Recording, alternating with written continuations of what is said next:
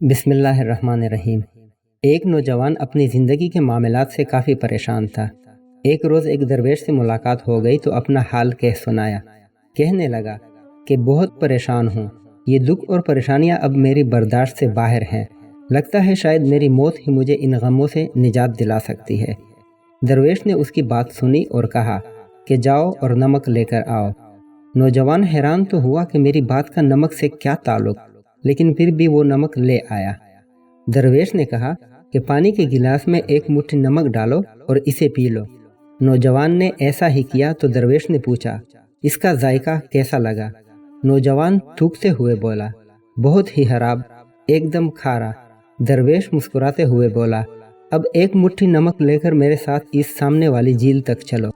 صاف پانی سے بنی اس جھیل کے سامنے پہنچ کر درویش نے کہا، چلو اب اس مٹھی بھر نمک کو پانی میں ڈال دو اور پھر اس جھیل کا پانی پیو۔ نوجوان پانی پینے لگا تو درویش نے پوچھا، بتاؤ اس کا ذائقہ کیسا ہے؟ کیا اب بھی تمہیں یہ کھارا لگ رہا ہے؟ نوجوان بولا، نہیں، یہ بہت اچھا اور میٹھا ہے۔ درویش نوجوان کے پاس بیٹھ گیا اور اس کا ہاتھ تھامتے ہوئے بولا، ہمارے دکھ بالکل اسی نمک کی طرح ہیں۔ جتنا نمک گلاس میں ڈالا تھا اتنا ہی جھیل میں ڈالا ہے، مگر گلاس کا پانی کڑوا ہو گیا اور جھیل کے پانی کو مٹھی بھر نمک سے کوئی فرق نہیں پڑا۔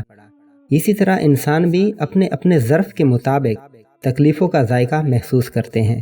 جب تمہیں کوئی دکھ ملے تو خود کو بڑا کر لو، گلاس مت بنے رہو بلکہ جھیل بن جاؤ۔